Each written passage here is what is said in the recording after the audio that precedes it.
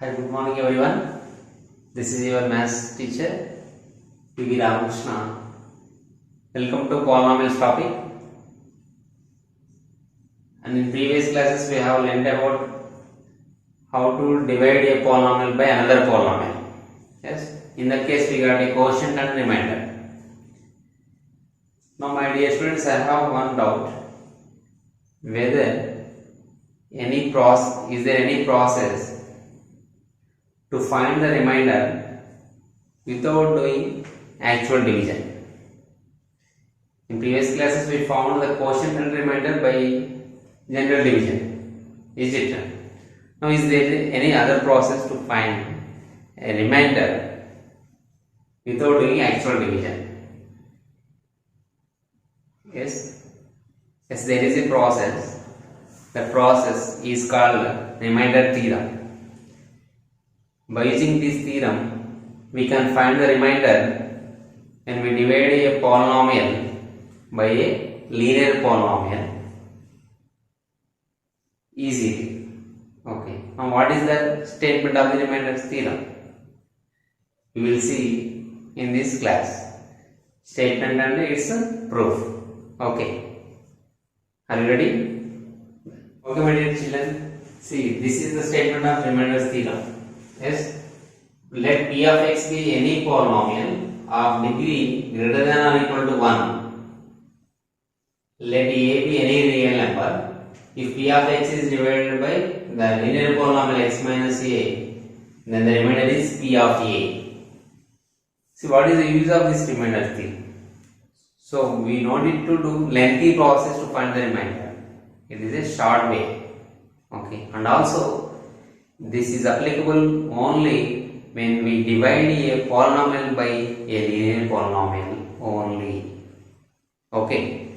Now come to the proof of this theorem. That is, and let p of x be a polynomial. Here degree is greater than 1 or equal to 1. Okay. Now we are taking here the divisor as g of x and the degree of the dividend is always greater than or equal to degree of the divisor. Okay. And also here g of x is not equal to 0 because of division with 0 is not possible. So that the divisor is not equal to 0, and in this case when we divide p of x by g of x, we get some quotient, let it be q of x, and the remainder as r of x. Okay, and the remainder is r of x. But in our theorem, according to the statement, what is the divisor? We are dividing by a linear polynomial. So here the divisor is g of x is equal to x minus a. What is the degree of this divisor? That means degree of the linear polynomial. We know that it is 1. So degree of divisor is 1. Then what will be the degree of the remainder? Already we learned in previous classes. The degree of the remainder is always less than 2 degree of the divisor. Okay. Then what can you say the degree of remainder here? 0. So degree of the remainder is 0. Then can you guess what is the remainder? Remainder may be a constant. So remainder is that means it is a constant. Say remainder is equals to k. Our wish you can take a also no problem. Okay. But we are taking k because already in linear polynomial a is present. Now, according to division rule, according to division algorithm, what is the rule? Dividend is equals to divisor into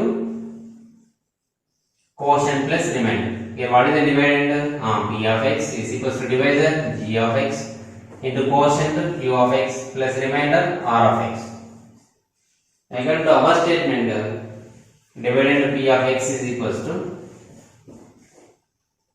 divisor is x minus a and the quotient we don't know plus r of x is k.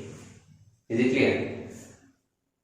Now we are dividing this polynomial P of x by x minus a. Okay. So for that what we are going to do? We are replacing x by a. Just we are assuming put x is equal to a. Then it becomes P of a is equals to a minus a into Q of a plus k.